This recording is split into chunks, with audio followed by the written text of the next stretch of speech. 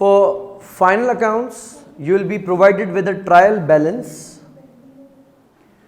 Trial balance में we get also assets, liabilities, capital accounts, expense, revenues and contra to assets.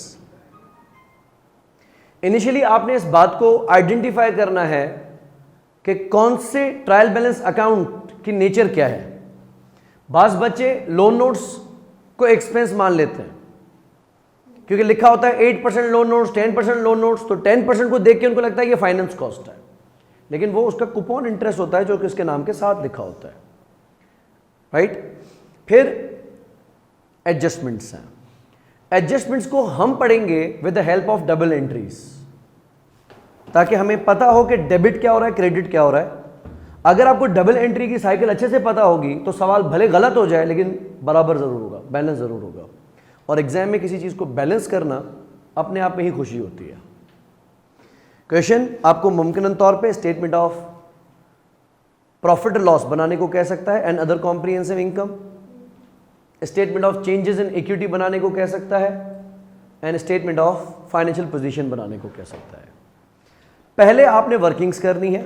Excel पे left side आपने main page के लिए छोड़ देना है और राइट साइड पे आपने वर्किंग्स करनी है. क्वेश्चन आपको मैंने भेजा है, किट का है, Fresco. The following trial balance extract relates to Fresco at 31st March 2022. Equity shares of 50 cents each. Nature of account?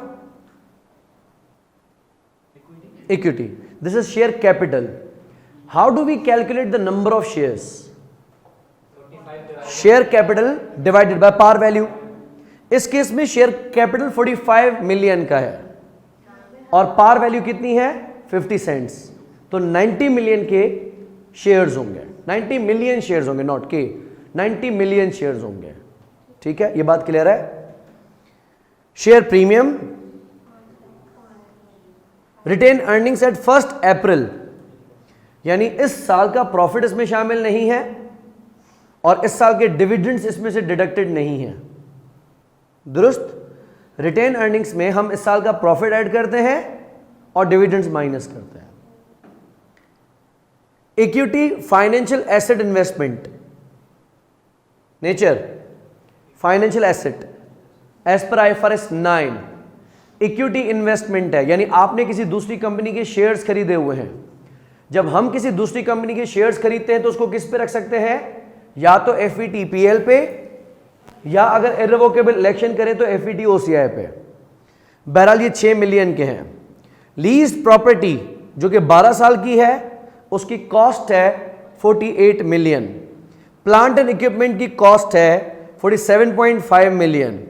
accumulated amortization of lease property at 1st April X1 16 million, यानी इसमें इस साल की amortization शामिल नहीं है. accumulated depreciation at 1st April X1 33,500, यानी इसमें इस साल की depreciation शामिल नहीं है.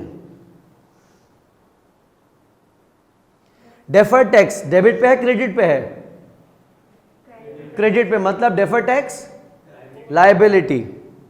रेवेन्यू है, कॉस्ट ऑफ सेल इसने बता दिया है. अदरवाइज कॉस्ट ऑफ सेल में क्या आता है, opening raw material, opening finish good plus purchases minus closing finish goods वगैरह वगैरह, वो इसने करके बता दिया है. लीज पेमेंट्स हमने 8 मिलियन की हैं. जब हमने IFRS 16 पढ़ा लीजेस, तो पता चला कि कोई भी लीज ऑपरेटिंग लीज अब नहीं हो सकती. राइट ऑफ यूज एसेट तो दिखाना पड़ेगा और लीज लायबिलिटी भी दिखानी पड़ेगी. तो जो हम लीज की पेमेंट करेंगे उसको अमोर्टाइज किया जाएगा और स्प्लिट किया जाएगा into finance cost and capital repayment. इसने इसको लावारिस छोड़ दिया है डेबिट पे 8 मिलियन का. Distribution cost 16,100, admin expenses 26,900, bank interest, nature expense, interest है, finance cost, right, 300. Current tax debit पे है. करंट टैक्स हमेशा या तो पिछले साल की अंडर प्रोविजन होगी या ओवर प्रोविजन होगी. IAS 12 याद करो। इसको हम हमेशा ट्रायल बैलेंस तक तो लेके आएंगे, लेकिन बैलेंस शीट तक कभी भी नहीं लेके जाएंगे। करंट टैक्स को, ये पिछले साल का या तो अंडर प्रोविजन होगा या तो ओवर प्रोविजन होगा। डेफर्ड टैक्स देखो, तीन चीजें जाती है ना प्रॉफिट लॉस में, याद करो कौन सी? प्रोविजन फॉर टैक्स इस साल का, पिछले साल का अंडर या ओवर प्रोविजन, और डेफर्ड टैक्स। डेफर्ड टैक्स हमने पढ़ा था ना, डिडक्टेबल टेम्पररी डिफरेंसेस होते हैं, टैक्सेबल टेम्पररी डिफरेंसेस होते हैं, एसेट की कैरिंग वैल्यू अगर टैक्स बेस से ज्यादा हो, अकाउंटिंग प्रॉफिट और टैक्सेबल प्रॉफिट में फर्क, मैचिंग कॉन्सेप्ट की प्रॉब्लम्स आ जाती हैं क्योंकि अकाउंटिंग पॉलिसीज अलग होती हैं, टैक्स के रूल्स अलग होते हैं, तो जिसकी वजह से हमारी जो टैक्स पेमेंट होती है वो अलग होती है, और जो टैक्स के हिसाब से अकाउंटिंग के हिसाब से हमारी पेमेंट बननी चाहिए वो मुख्तलिफ होती है। तो उस मैचिंग कॉन्सेप्ट को सुधारने के लिए हम बीच में डेफर्ड टैक्स को लेके आते हैं। तो deferred tax is not a tax but a technique. बहरहाल ये डेबिट पे है। करंट टैक्स को खत्म करके क्रेडिट करके डेबिट कर देंगे टैक्स चार्ज। जब भी डेबिट पे होगा तो पिछले साल की अंडर प्रोविजन होगी, और जब क्रेडिट पे होगा तो पिछले साल की ओवर प्रोविजन होगी। उसके बाद एक सस्पेंस अकाउंट है 13,500 का। सस्पेंस अकाउंट आपको पता है कि जब ट्रायल बैलेंस नहीं होता तो हम फिलहाल डाल देते हैं, लेकिन F7 में पहला नोट या दूसरा नोट सस्पेंस अकाउंट को बंद करवा देगा। ये हो गया हमारा trial balance. Note number 1, the suspense account represents the corresponding credit for cash received for fully subscribed rights issue of equity shares made on 1st January X2. The terms of the share issue were 1 new share for every 5 shares held at a price of 75 cents per each. ध्यान से सुनिएगा, right issue किसको कहते हैं आपको अच्छे तरीके से पता है। एक होता है फुल प्राइस इशू, एक होता है बोनस इशू, एक होता है राइट इशू। बोनस इशू में हमें 1 रुपया भी नहीं मिलता, राइट इशू में पैसे मिलते हैं मार्केट से कम। ठीक है, कहता है कि हमने जनवरी X2 में, यानी साल खत्म होने से 3 महीने पहले एक राइट इशू किया था जो कि फुली सब्सक्राइब हुआ था, यानी जिन जिन लोगों को हमने ऑप्शन दिया सब ने एक्सरसाइज किया। और हर शेयर होल्डर को कितने मिलने थे? हर 5 शेयर्स के बदले में 1 शेयर, और कितने में? 75 सेंट्स में। आपके शेयर की पार वैल्यू कितनी है? 50 सेंट्स। अगर 50 सेंट्स शेयर कैपिटल में जाएगा तो बाकी 25 सेंट्स कहाँ जाएंगे? शेयर प्रीमियम में। क्या आप मुझे ट्रायल बैलेंस देख के बता सकते हो कि आपके नंबर ऑफ शेयर्स कितने हैं? आपने अभी मुझे बताए थे 90 मिलियन। 90 पे अगर 1 for every 5 करते हैं, राइट, 90 मिलियन पे अगर 1 for every 5 करते हैं, सॉरी आपने तो 22,500 बताया, 90 डिवाइड बाय 5, 18,000। कम ऑन, ठीक है, यानी हमने 18,000 न्यू शेयर इशू किए हैं जो कि राइट्स में दिए हैं। हर शेयर के अगेंस्ट आपको पैसे कितने मिले होंगे? मल्टीप्लाई बाय 75 सेंट्स करें, 13,500। अच्छा, आपस की बात है, इसकी डबल एंट्री क्या होनी चाहिए थी? डेबिट होना चाहिए था कैश, कितना मिला? 13,500। क्रेडिट होना चाहिए था शेयर कैपिटल, कितने? 18,000 मल्टीप्लाई बाय 50 पैसा, 9,000 से। और क्रेडिट होना चाहिए था शेयर प्रीमियम, 18,000 मल्टीप्लाई बाय 0.25 से, 4,500 से। मुनासिब हो गया? इस अकाउंटेंट ने डेबिट कैश एंड बैंक तो कर दिया, लेकिन क्रेडिट क्या करना है भाई को पता नहीं था, जिस वजह से क्रेडिट पे 13,500 का फर्क आ गया। अब आप क्या करेंगे? डेबिट कर देंगे सस्पेंस अकाउंट को 13,500 से, क्रेडिट कर देंगे शेयर कैपिटल को 9,000 से, एंड क्रेडिट करेंगे शेयर प्रीमियम को 4,500 से। नोट नंबर 2,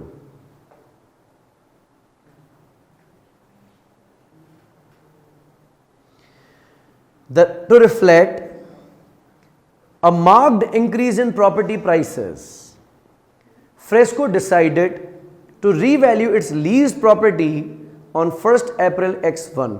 थोड़ा ध्यान से देखिएगा, रीवैल्यूएशन साल की शुरुआत में हो रही है या आखिर में? शुरुआत में। तो इस साल जो डेप्रिसिएशन चार्ज होगी वो कॉस्ट पे होगी या फेयर वैल्यू पे? फेयर वैल्यू पे। अगर सवाल में रीवैल्यूएशन आखिर में होगी तो डेप्रिशिएट पहले करेंगे, रीवैल्यू बाद में करेंगे, कॉस्ट पे लगेगी। और अगर रीवैल्यू पहले करता है तो आधा आधा होगा। The directors accepted the report of an independent surveyor who valued the leased property at $36 million on that date. Fresco has not yet recorded the revaluation. The remaining life of leased property is 8 years. At the date of revaluation, Fresco makes an annual transfer to retained earnings of profits to reflect the realization of revaluation surplus. In Fresco's tax jurisdiction, the revaluation does not give rise to deferred tax liability. अच्छा, एक तो हम revalue करेंगे और revaluation की वजह से जो एक्सेस डेप्रिसिएशन आएगी उसको हम ट्रांसफर भी करेंगे रिटेनिंग्स में। ऑन यकम अप्रैल X1 साल की शुरुआत में fresco acquired an item of plant under a lease agreement that had an implicit finance cost of 10% per annum. अच्छा, हमने एसेट कैसे लिया है? कैश पे, लीज पे। तो हम इसको क्या रिकॉर्ड करेंगे? As right of use asset. The lease payments in the trial balance represent an initial deposit of $2 million paid on 1st April X1 and first annual rental of $6 million paid on 31 March X2। ध्यान से सुनिएगा, जो 2 million दिए हैं वो कब दिए हैं? एडवांस में। और जो 6 मिलियन दिए हैं वो कब देने हैं? साल के आखिर में। तो 2 + 6 कितना बना? 8। अकाउंटेंट को समझ ही नहीं आया कि क्या करना है इसका, तो उसने 8 मिलियन का लीज रेंटल्स डेबिट कर दिया, जिसकी नेचर कोई भी नहीं, लीज पेमेंट्स के नाम से डेबिट कर दिया। हमें बताना है कि ये जो 2 मिलियन दिए हैं पहले वो क्या प्रॉफिट लॉस में जाएंगे? नहीं, वो लायबिलिटी को खत्म करेंगे, क्योंकि पहली पेमेंट में कभी भी इंटरेस्ट शामिल नहीं होता। तो 2 के 2 हमारी लायबिलिटी से उड़ जाएंगे। लेकिन जो 6 आपने दिए हैं वो देर कर दी मेहरबान आते आते, वो आपने साल के आखिर में दिए हैं। जब साल के आखिर में दिए हैं तो उसमें 1 साल का इंटरेस्ट तो लग चुका होगा, तो 6 मिलियन में से कुछ अमाउंट फाइनेंस कॉस्ट में जाएगा, बाकी अमाउंट प्रिंसिपल रीपेमेंट में जाएगा। ठीक है, कितना जाएगा वो आगे पढ़ते हैं। The lease agreement requires further annual payment of $6 million on 31st March each year for the next 4 years. The present value of lease payments excluding initial deposit was 23 million। चलो जिंदगी सुकून में आ गई, इसने खुद ही करके बता दिया। जो प्रेजेंट वैल्यू होगी वो क्रेडिट होगी लीज लायबिलिटी में और डेबिट होगी राइट ऑफ यूज एसेट में। राइट ऑफ यूज एसेट कितने पे रिकॉर्ड किया जाता है? याद करो, लीज लायबिलिटी पे plus initial deposit plus initial direct cost plus present value of dismantling if any. तो लीज लायबिलिटी की प्रेजेंट वैल्यू तो इसने बता दी है, बाकी हम एसेट रिकॉर्ड करने के लिए क्या करेंगे? 2 मिलियन उसमें ऐड कर देंगे, तो एसेट कितने पे आ जाएगा? 25 मिलियन पे। और लीज की ड्यूरेशन कितनी है? टर्म कितना है? 5 साल। Plant and equipment other than lease plant are depreciated at 20% per annum using reducing balance basis. अच्छा, जो रिड्यूसिंग बैलेंस बेसिस की परसेंटेज लगती है वो किस पे लगती है? कॉस्ट पे नहीं, नेट बुक वैल्यू पे। सो आप कॉस्ट में से अक्यूमुलेटेड डेप्रिसिएशन माइनस करेंगे, नेट बुक वैल्यू आएगी, उस पर 20% लगा दें। नो डेप्रिसिएशन और amortization has yet been charge to any non current asset for the year ended 31 March 2022। Depreciation and amortization are charge to cost of sales.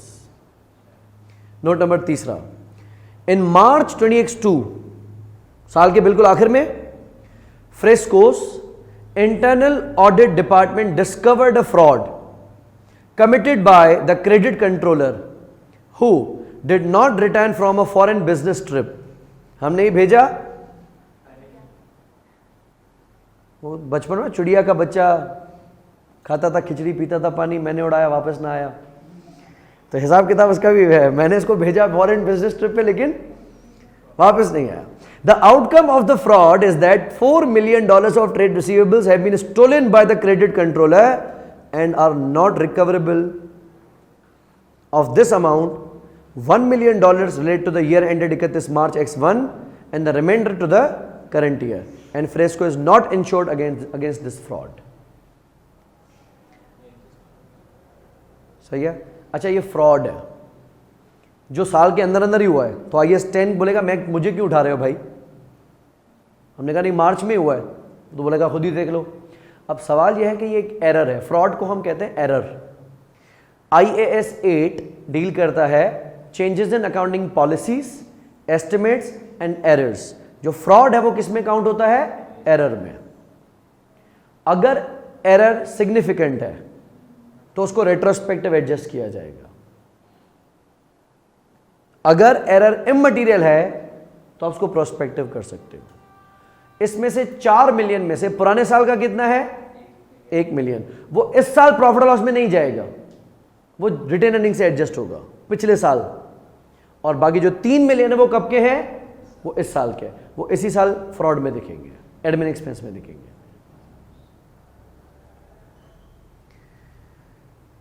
Fresco's income tax calculation for the year ended 31 March X2 shows a tax refund of $2.4 million।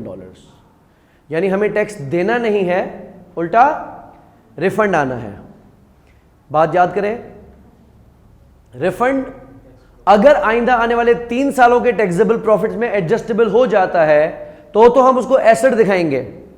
लेकिन अगर आपको लगता है कि आइंदा आने वाले 3 साल तक कंपनी को इतना प्रॉफिट नहीं होने वाला, तो हम उसको एसेट शो नहीं करेंगे। बहरहाल 2.4 का रिफंड है।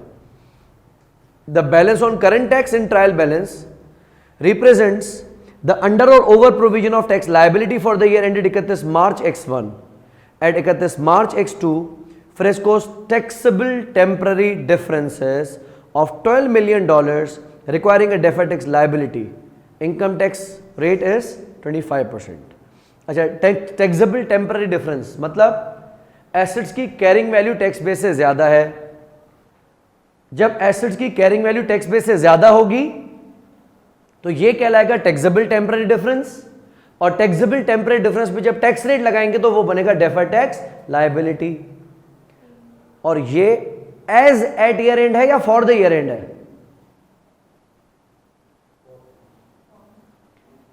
एज एट, बिकॉज अगर अकाउंटिंग प्रॉफिट और टैक्सेबल प्रॉफिट का डिफरेंस लिया, जिसको हम टाइमिंग डिफरेंस अप्रोच कहते हैं, तो वो फॉर द ईयर बनेगा। अगर आप एसेट और लायबिलिटी के डिफरेंस की बात करेंगे, सॉरी एसेट और एसेट की बात करेंगे, तो ये कहलाएगा टैक्सेबल टेम्पररी डिफरेंस या टेम्पररी डिफरेंस, जिसको हम एसेट कहते हैं। खैर आगे है, the investments had a fair value of $7.2 million as at 31st March X2. There were no acquisitions or disposals of these investments during the year ended 31st March X2. Requirement क्या है, prepare the statement of profit loss and other comprehensive income for Fresco for the year ended 31st March X2 and prepare the statement of changes in equity for Fresco for the year ended 31st March X2. इस सवाल की statement of financial position नहीं बन सकती क्योंकि इसने trial balance को balance करके नहीं दिखाया। सवाल में देखो ट्रायल बैलेंस बैलेंस है, नहीं दिखाया ना इसने टोटल करके।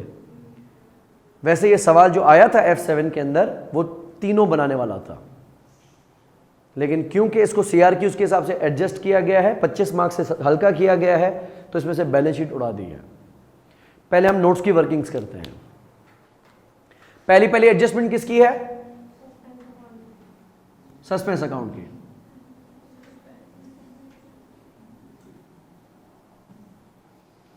सस्पेंस अकाउंट किसकी वजह से है,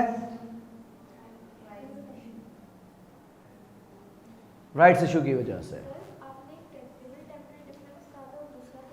टाइमिंग डिफरेंस, एक होता है टैक्सेबल टेम्पररी डिफरेंस, एक होता है डिडक्टेबल टेम्पररी डिफरेंस। ये दोनों टेम्पररी डिफरेंसेस हैं। एक होता है टाइमिंग डिफरेंसेस।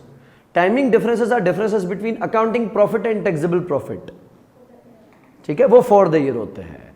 और जो टेम्पररी डिफरेंसेस होते हैं वो एज एट ईयर एंड होते हैं। पहले निकालते हैं number of shares as per trial balance.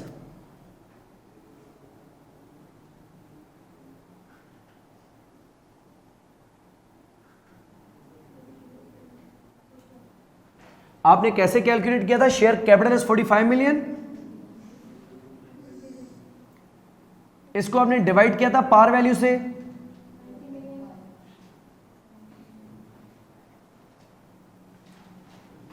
$90 million के शेयर्स हैं, तो राइट्स इशू कितना होगा,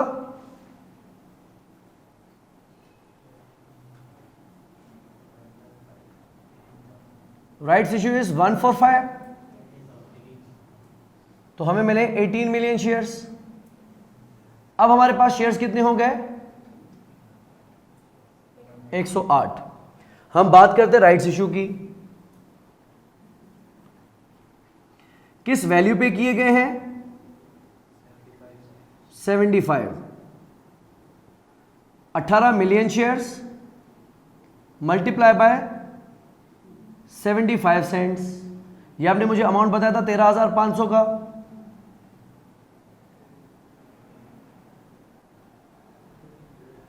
जिसका डेबिट कैश एंड बैंक तो भाई साहब कर चुके थे, लेकिन क्रेडिट शेयर कैपिटल और क्रेडिट शेयर प्रीमियम करना था, वो पता नहीं था उसको। तो डेबिट तो हो चुका है, उसको छोड़ देते हैं। अब खत्म किसको करते हैं? डेबिट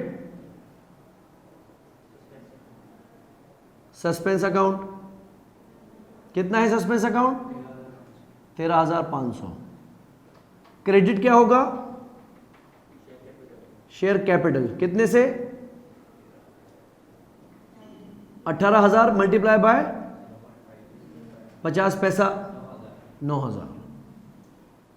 और बाकी डिफरेंस से हम क्रेडिट करेंगे शेयर प्रीमियम। 18,000 multiply by 0.25। क्या बताया? नोट नंबर 1 हो गया। अगला, हमने लीज होल्ड प्रॉपर्टी को रिवैल्यू किया है।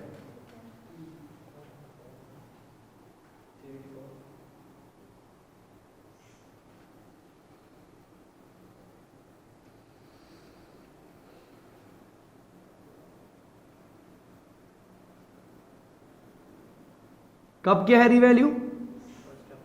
साल की शुरुआत में। तो रिवैल्यू करने से पहले हम चेक करेंगे इसकी कैरिंग वैल्यू। एट 1 अप्रैल 20x1। देखें बैलेंस शीट में, ट्रायल बैलेंस में देखें, लीज होल्ड प्रॉपर्टी 48,000 और अक्यूमुलेटेड डेप्रिसिएशन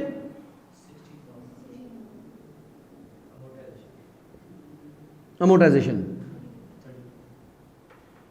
तो इस लीज होल्ड प्रॉपर्टी की जब कैरिंग वैल्यू थी 32,000, तब उसकी मार्केट वैल्यू कितनी है?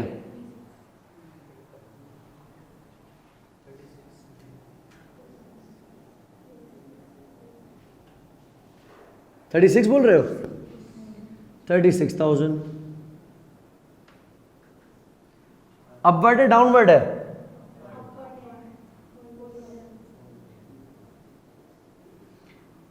जब भी एसेट रिवैल्यू होगा, चाहे अपवर्ड चाहे downward, rule number 1, all accumulated depreciation shall be set to 0। इसकी अक्यूमुलेटेड अमोर्टाइजेशन है कितनी? डेबिट कर दिया हमने अक्यूमुलेटेड अमोर्टाइजेशन को, जो कि 16,000 थी, इसको हमने खत्म कर दिया। दूसरा, हम एडजस्ट की कॉस्ट को उसकी फेयर वैल्यू पे लेके आ जाएंगे। इस एसेट की कॉस्ट कितनी थी? 48 और फेयर वैल्यू कितनी है? 36। 48 और 36 का डिफरेंस 12। कम हो रहा है कि बढ़ रहा है? कम हो रहा है। तो हमने लीज होल्ड प्रॉपर्टी को क्रेडिट कर दिया बाय, बाकी डिफरेंस कितना है? ये जाएगा other comprehensive income and revaluation surplus में।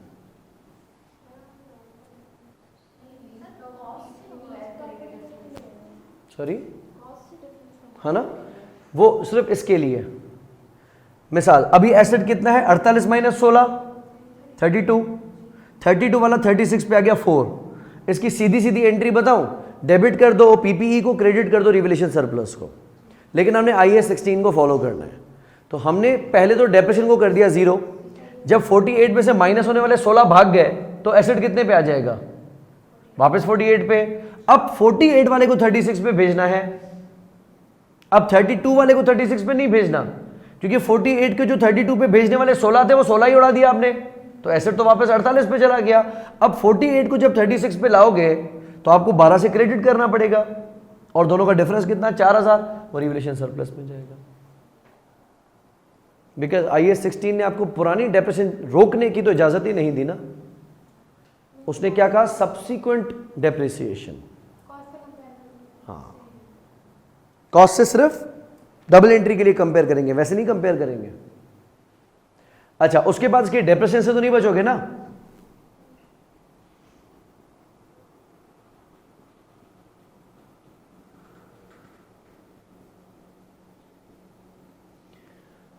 अब एसेट कितने पे आ चुका है, 36 पे, और रिमेनिंग लाइफ कितनी है,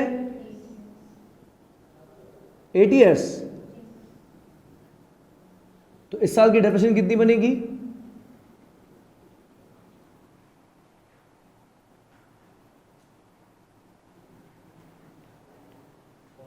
4.5 मिलियन।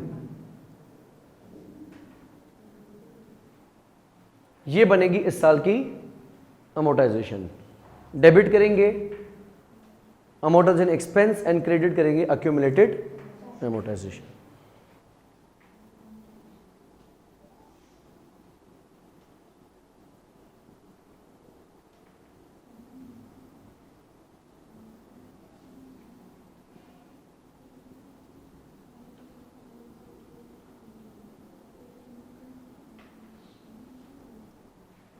अगला नोट, 1 अप्रैल पे हमने एक प्लांट लीज पे लिया है।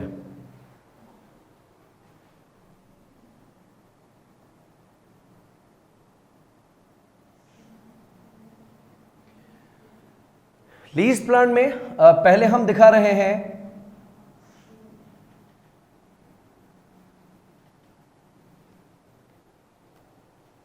Lease liability.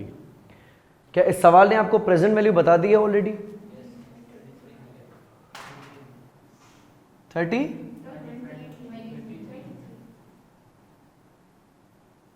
और ये लीज पे आपने कब लिया है? 1 अप्रैल X1 पे, ठीक है।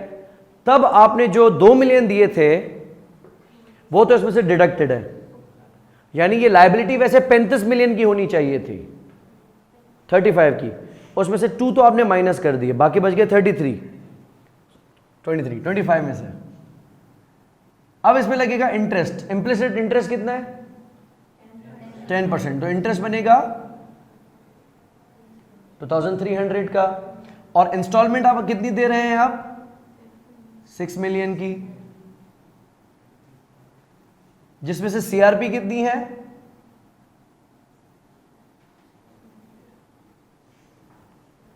3700, कैपिटल रीपेमेंट।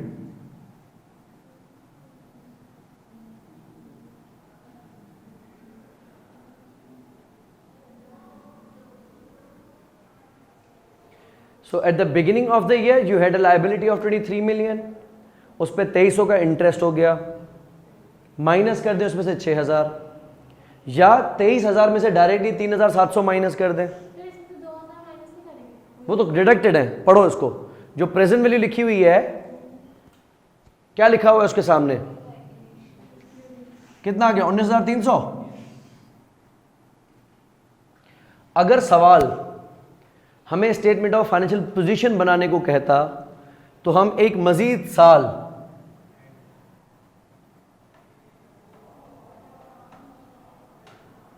की अमोर्टाइजेशन कर देते हैं, ताकि हमें पता चलता कि करंट कितना है और नॉन करंट कितना है। वैसे ही कर लेते हैं, 19300 पे इंटरेस्ट लगेगा 1930, पे करेंगे आप वापस 6000 में से 1930 माइनस करेंगे, बाकी बचेंगे 4070, 19300 में से माइनस करेंगे 4070, 15230, यानी ये अमाउंट बनता हमारा नॉन करंट लायबिलिटी और ये अमाउंट बनता हमारा करंट लायबिलिटी। लेकिन इस सवाल के लिए जो एडजस्टेड है रेलेवेंट नहीं है ये बात, क्योंकि हमें स्टेटमेंट ऑफ फाइनेंशियल पोजीशन बनानी है। ओके, इसके साथ आप राइट ऑफ यूज एसेट कितना दिखाएंगे, कैपिटल रीपेमेंट, जितने से आपकी लायबिलिटी कम होगी।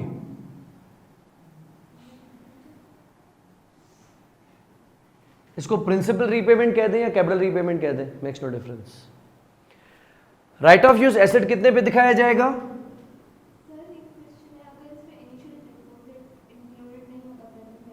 नहीं है ना, एक्सक्लूडेड ना होता तो हम क्या करते, 25 में से पहले 2 उड़ा देते, क्योंकि उन 2 में तो इंटरेस्ट नहीं हो सकता ना, एडवांस पेमेंट है, तो आप 23 से ही शुरू करते। वो 25 बताता तो उसमें से पहले 2 माइनस करके फिर आप यही कहानी करते। हाँ तो फिर हम 23 में से 6 मिलियन माइनस करते। नहीं, वो अगर एडवांस में होता तो, ये तो एडवांस नहीं है ना, तो एरियर्स है ना। सीधा देखे ना, इसमें क्या लिखा हुआ है कि आपने हर साल के जो 6-6 मिलियन देने वो कब कब देने हैं? मार्च में देने हैं ना।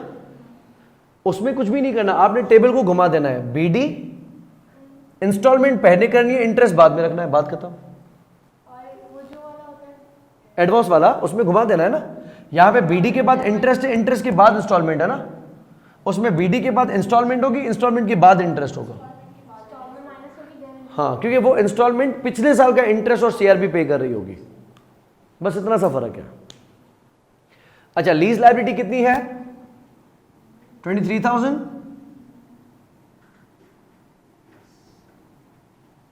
और डाउन पेमेंट कितनी है? 2 मिलियन। कोई इनिशियल डायरेक्ट कॉस्ट है? नहीं। और इसको डेप्रिशिएट कितने साल के ऊपर करना है? 5 था ना।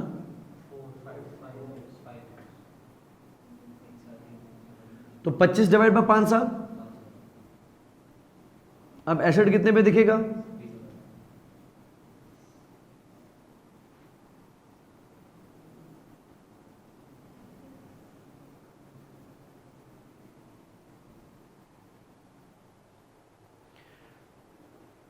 थोड़ा ध्यान से अगर समझ में आए तो, हमारे अकाउंटेंट ने लीज पेमेंट्स के नाम से 8 मिलियन डेबिट कर दिए, भाई को खुद भी नहीं पता कि किस चीज़ के हैं। अब हमें पता है कि ये क्या चीज़ है। 8 मिलियन में 2 मिलियन किस चीज़ के हैं? Initial payment, down payment. उसमें से प्रॉफिट लॉस में कितना जाएगा? कुछ भी नहीं। पूरा का पूरा कहाँ जाएगा? लायबिलिटी में से। तो मैंने डेबिट कर दिया लायबिलिटी को 2 मिलियन से, मुनासिब। और जो 6 मिलियन है उसमें से प्रॉफिट लॉस में कितना जाएगा? राइट। और लायबिलिटी से कितना जाएगा? 3700। तो लायबिलिटी कितने से डेबिट हो रही है? 2000 से वो, और 3700 से ये, 5700। मेरी डबल एंट्री देखिएगा, डेबिट करेंगे लीज लायबिलिटी कितना? 3700 की एक प्रिंसिपल रीपेमेंट और 2000 का इनिशियल डिपॉजिट, 5700 प्लस डेबिट करेंगे प्रॉफिट लॉस में कितना? 2300। और आपके उसमें ट्रायल बैलेंस में क्या लिखा हुआ है? लीज पेमेंट के नाम से एक लावारिस अकाउंट है, पता ही नहीं कि किसका है, तो क्रेडिट कर दिया हमने।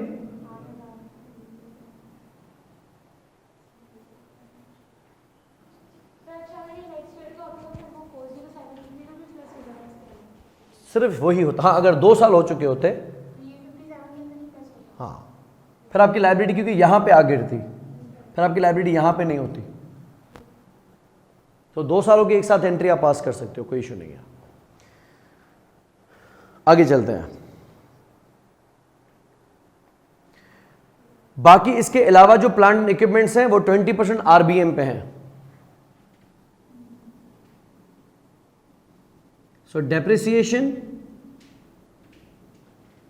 ऑफ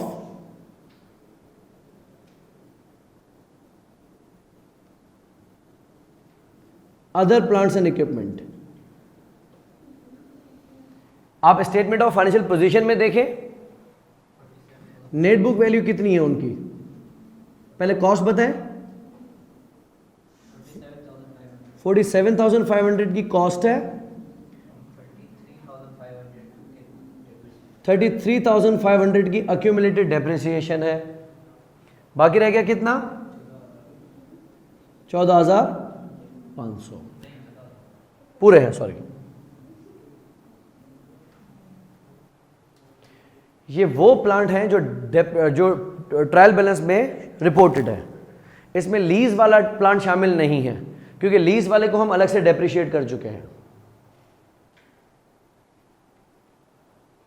इस पे डेप्रिसिएशन कितनी है? 20% आरबीएम, तो 14,000 का 20% कितना बनेगा?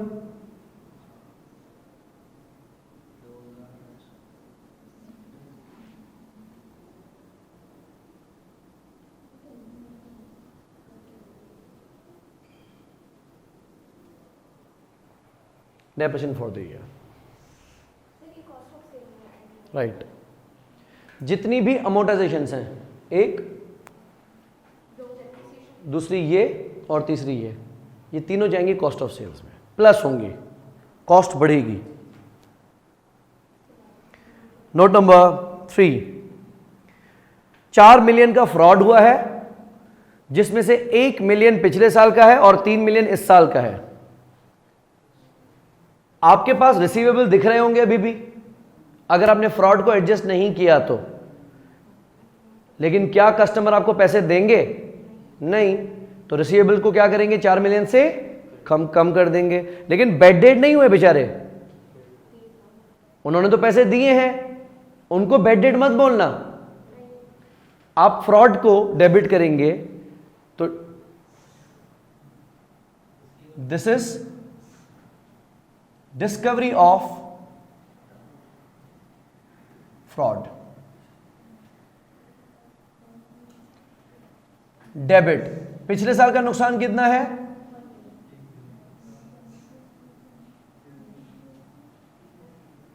1 मिलियन। इसको हम नाम देते हैं प्रायर पीरियड एरर। क्या? Prior period error, right. तो प्रोस्पेक्टिवली कर सकते हैं।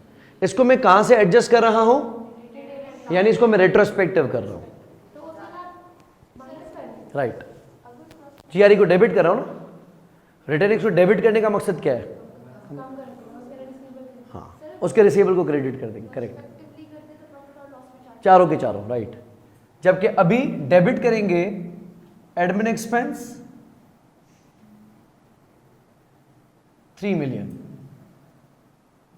टोटल नुकसान 4 का हुआ है ना, उसमें से 3 इस साल में दिखा रहा हूं, 1 मैं पिछले साल में दिखा रहा हूं। और क्रेडिट करेंगे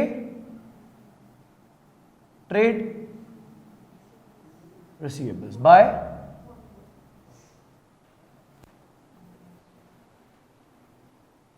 ओके। जो इस साल का लॉस था वो इस साल में दिखाया, बाकी पिछले साल।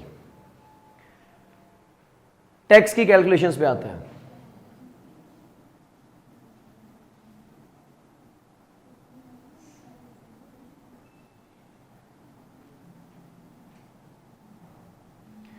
प्रॉफिट लॉस में क्या क्या जाएगा? एक जाएगा provision for tax,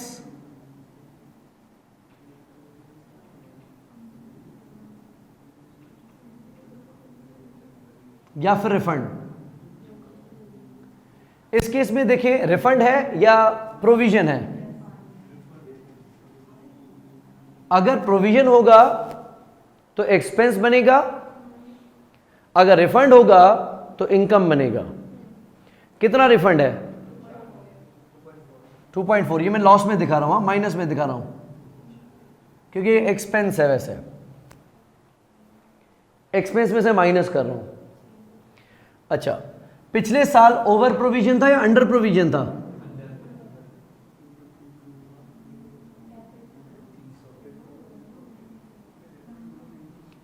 under provision का मतलब पिछले साल हमने कम खर्चा दिखा दिया था, तो इस साल ज्यादा खर्चा दिखाएंगे 300 का। अब ये खर्चा है, हाँ करंट टैक्स ही पूछ रहा हूँ। 300 का तो बैंक इंटरेस्ट है। 800 है ना, 300 बैंक इंटरेस्ट के आगे लिखा हुआ है। हाँ ओवर प्रोविजन या अंडर प्रोविजन, अब तक नहीं। डेफर टैक्स का पेमेंट से ताल्लुक ही नहीं है। जी बोले, डेफर टैक्स तीसरा है, अभी मैंने डेफर टैक्स से छेड़ा नहीं है यहाँ पे। अब हम बात करते हैं डेफर टैक्स की।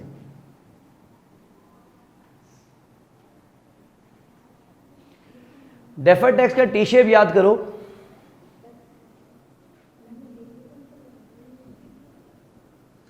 डेफर टैक्स लायबिलिटी का ब्रॉड डाउन बैलेंस कितना है, ट्रायल बैलेंस में चेक करो। 3200, ऊपर जाओ जिन्होंने नहीं देगा। 3200 लायबिलिटी में ही है ना। अभी साल के आखिर में इसने बताया है कि टैक्सेबल टेम्पररी डिफरेंस है, ऐसा ही। कितना है टैक्सेबल टेम्पररी डिफरेंस? 12। और टैक्स रेट कितना है? यानी 12 मिलियन पे हम लगाएंगे 25%, ये बनेगा 3000। आप देखें डेफर टैक्स इंक्रीज हुआ है या डिक्रीज हुआ है? डिक्रीज हुआ है। कितने से? तो ये जाएगा प्रॉफिट लॉस में एज एन इनकम। तो इसको हमने रखा 3000 माइनस 3200।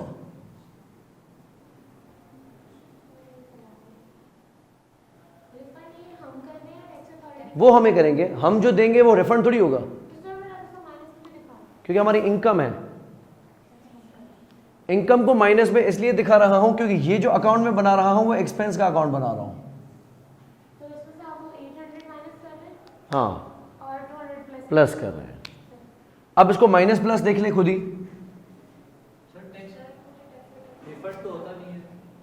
रिफंड नहीं होता, एडजस्ट होता है। हाँ राइट।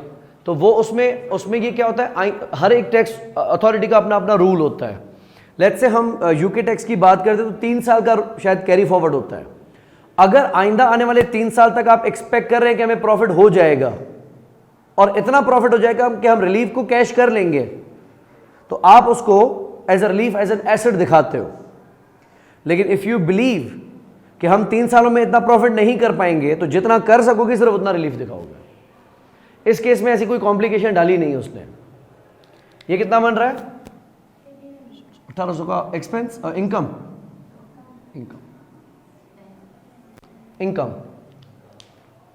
मैं माइनस में दिखा रहा हूं एक्सपेंस को। माइनस में एक्सपेंस मतलब इनकम। अगला नोट पढ़ें। इक्विटी इन्वेस्टमेंट्स हैं, फाइनेंशियल एसेट।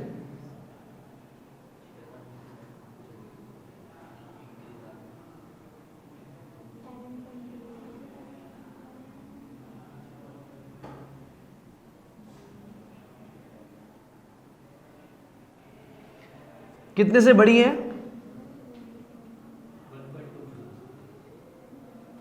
अभी कितनी वैल्यू है?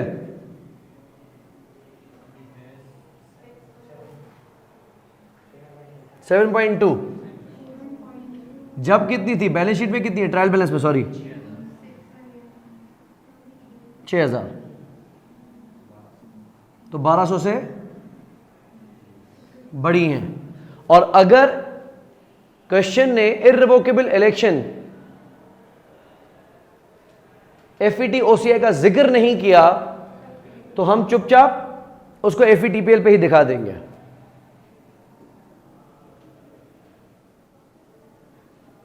डेबिट बड़ा है ना, फाइनेंशियल एसेट 1200, और क्रेडिट करेंगे अदर इनकम को या गेन को, प्रॉफिट लॉस को 1200 से। यहां तक चीज ठीक है। अब एक लास्ट एंट्री बनाते हैं फॉर एक्सेस डेप्रिसिएशन। हमने रिवैल्यूएशन की थी यहां पे। सरप्लस कितना बना है? 4000 का ना।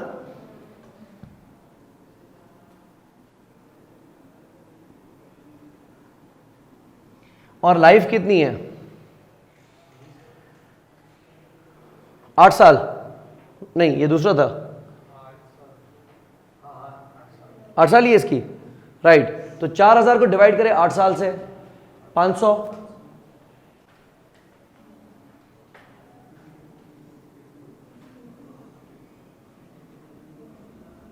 Access depreciation of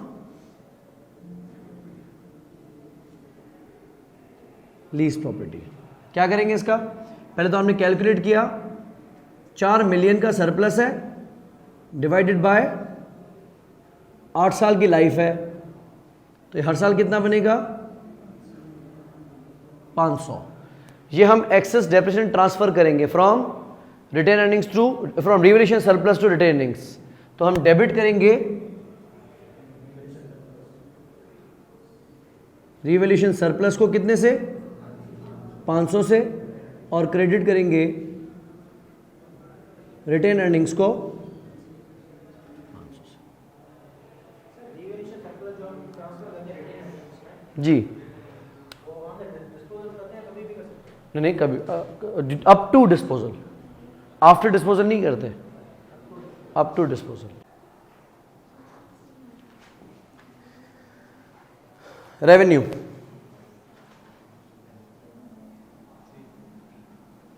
no adjustment,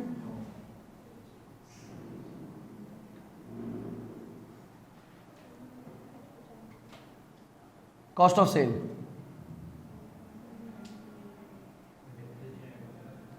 as per trial balance.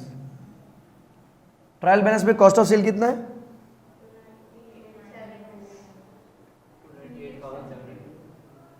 क्या है? 298,000।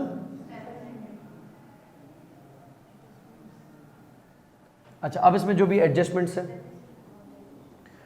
लाइन बाय लाइन आओ। यहां से हमने पहला नोट क्या किया था? सोल्यूशन को रेफर करो।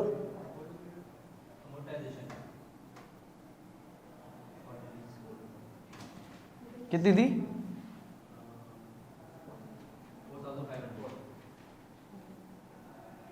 प्लस कर दिया। और क्या था?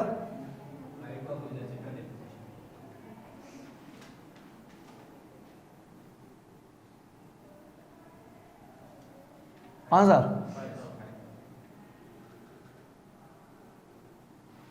दूसरा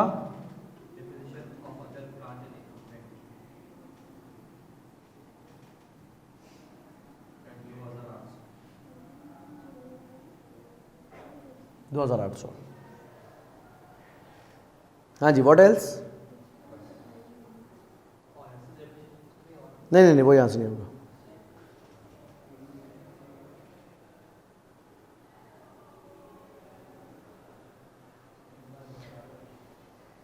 कितना बन रहा है?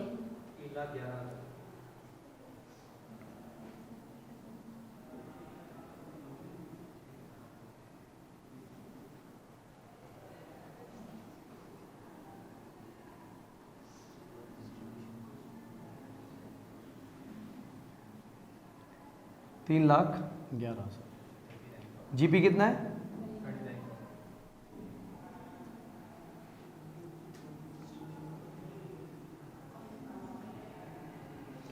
अच्छा, उसके बाद ट्रायल बैलेंस में we can see there is distribution cost and admin expense. हाँ,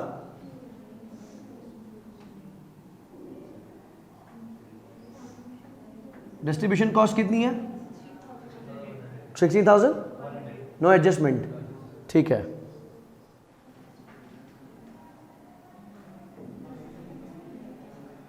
दूसरा कितना है ट्रायल बैलेंस में? कोई एडजस्टमेंट? राइट, 3,000 का फ्रॉड। हाँ, हुआ तो 4,000 का है, लेकिन 1,000 को हम इस साल नहीं दिखा रहे, वो हम ओपनिंग रिटर्निंग्स में दिखा देंगे। ठीक है, कितना आ गया ये?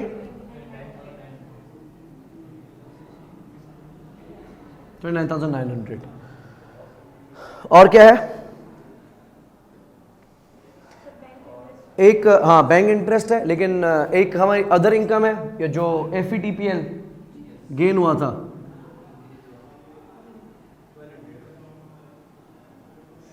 गेन ऑन फाइनेंशियल एसेट, 1,200 का। ठीक है, इसके बाद हम रखते हैं फाइनेंस कॉस्ट। फाइनेंस कॉस्ट में एक लीज का इंटरेस्ट था, लीज लायबिलिटी को अमोर्टाइज किया था ना 2300 वो, और बैंक का इंटरेस्ट कितना है 300।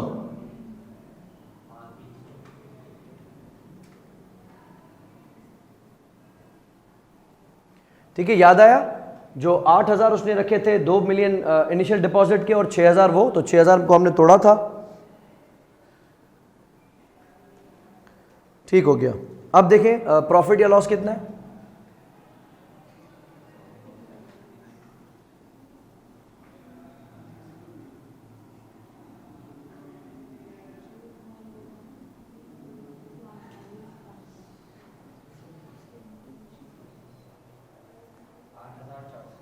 $8,400 गेन।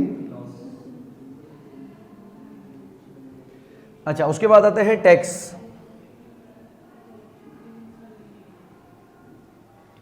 टैक्स एक्सपेंस नहीं था, टैक्स रिलीफ था। यहां हमने टोटल किया था ना 1800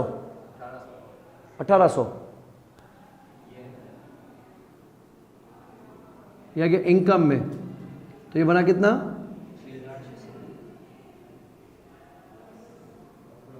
loss after tax.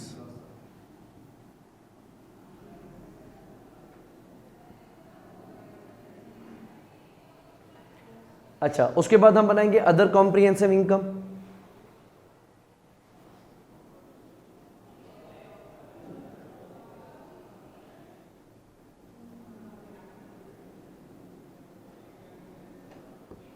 Other comprehensive income में क्या इस साल कोई ऐसे गेन्स एंड लॉसेस हुए हैं जो सीधा अदर कॉम्प्रिहेंसिव इनकम में जाए? एक रिवैल्यूएशन सरप्लस हुआ था ना, वो वहां जाएगा, यहां नहीं जाएगा। वो सिर्फ वो चेंजेस इन इक्विटी है। यहां हुआ है रिवैल्यूएशन गेन जी।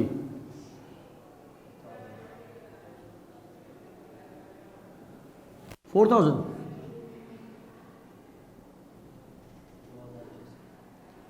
अब हम रखेंगे total comprehensive income.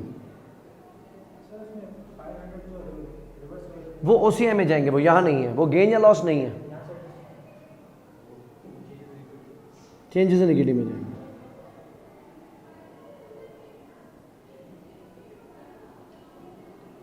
Total comprehensive income for the year 6600 minus का और 4000 प्लस का।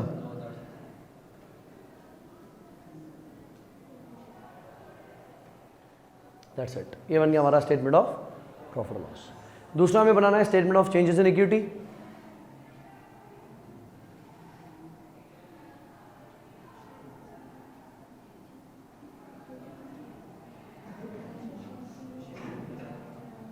आप देखिए आपके पास इक्विटी है कौन कौन सी। Yes, one you have got share capital, share premium,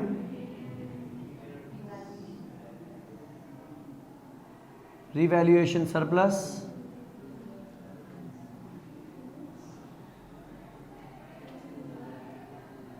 retained earnings,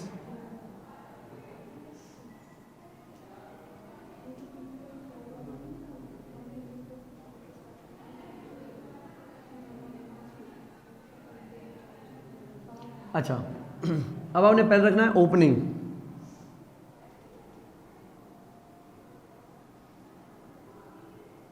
share capital का ओपनिंग बैलेंस कितना था, यानी 1 अप्रैल 2021 पे 45,000।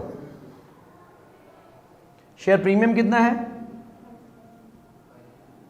5,000। रिवैल्यूएशन है नहीं है। और ओपनिंग रिटेनिंग्स कितनी है, प्लस करें 55,000। ध्यान दीजिएगा, इसमें सबसे पहले किया जाएगा prior period adjustment. Prior period adjustment, क्योंकि हम इसको रेट्रोस्पेक्टिवली ठीक कर रहे हैं, राइट। शेयर कैपिटल में कोई एडजस्टमेंट नहीं थी, प्रीमियम में कोई एडजस्टमेंट नहीं थी, सरप्लस में कितनी नहीं थी, लेकिन इसमें 1000 का फ्रॉड था। तो तो ये आ गया हमारा एडजस्टेड ओपनिंग बैलेंस।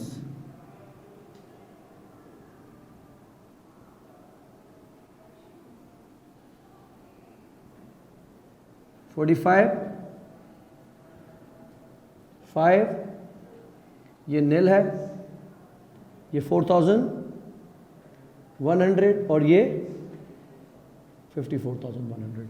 अब आप शुरू करें अपनी कार्रवाई। हमने नए शेयर इशू किए थे, राइट इशू।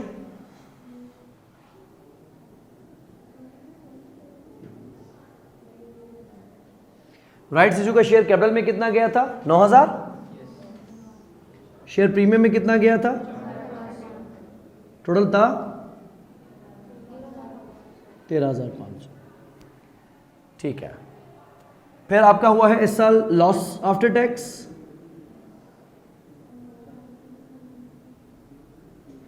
लॉस कितना हुआ है? 6,600। अगर ध्यान दीजिए, अगर आप यहां पे लिखते हैं total comprehensive income for the year,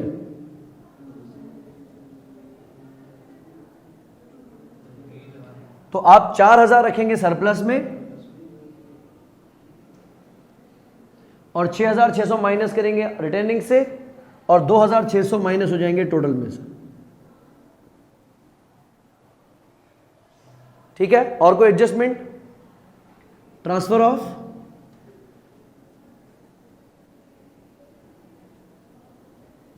access depreciation कितना किया था? 500 सरप्लस से माइनस करके रिटर्निंग्स को दे दिए थे। देखो इसका कोई भी इंपैक्ट नहीं है, तो इसको हम कोई गेन या लॉस नहीं कह सकते, ये सिर्फ इक्विटी टू इक्विटी ट्रांसफर है।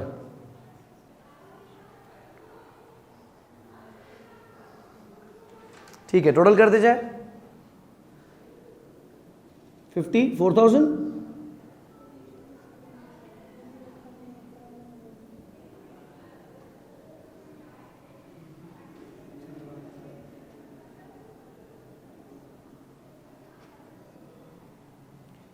कितना आई है?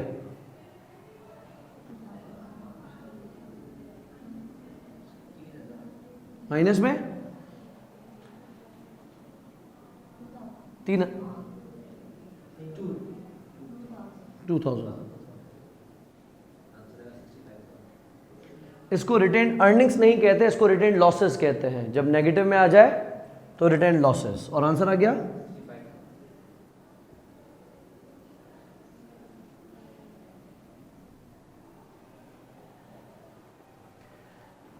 That's it. This is statement of changes in equity.